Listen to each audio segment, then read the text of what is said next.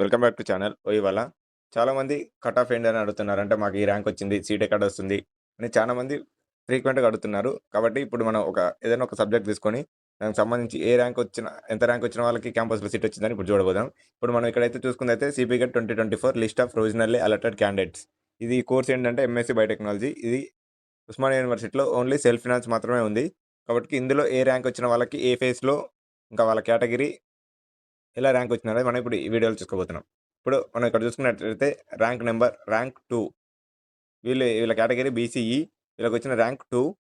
వీళ్ళకి phase 1లోనే open అన్‌రిజర్వ్డ్‌లో female కేటగిరీలో seat వచ్చింది. ఎందుకంటే ర్యాంక్ తక్కువ ఉంది కాబట్టి సీట్ వచ్చింది. అలాగే మనం చూసుకున్నట్టయితే ఇక్కడ ఉన్నాయి మొత్తం ర్యాంక్స్. ఏ ర్యాంక్ వరకు సీట్ వచ్చిందని చూద్దాం. ఇప్పుడు అప్ టు 601 వీళ్ళది ఓసీ. ఓసీ అయినప్పటికి కూడా మనకి వీళ్ళు ఎన్ఐక్యూ కోటాలో, ఎన్ఐక్యూ అంటే మనకు వేరే స్టేట్ నుంచి నాన్ ఇంటిగ్రేటెడ్ కోటాలో వీళ్ళకి ర్యాంక్ అయితే వచ్చింది. అలాగే 329 బీసీఈ. బీసీఈ కాబట్టి అది మనకి ర్యాంకు కార్డ్ మనకు సీట్ రావాలంటే మెయిన్‌గా కేటగిరీ, మన ర్యాంక్, ఇంకా మన కోర్స్‌కున్న కాంపిటీషన్ ఇవి మేజర్ రోల్ ప్లే చేస్తాయి కాబట్టి మన ర్యాంక్స్ బట్టి మనం ఇక్కడ చూసుకోవచ్చు. ఇక్కడ అప్ టు 601 ర్యాంక్ వరకు ఎంఎస్సీ బయోటెక్నాలజీ ఉస్మానియా యూనివర్సిటీలో ర్యాంక్ రావడం జరిగింది. ఎన్ఐక్యూ కోటాలో.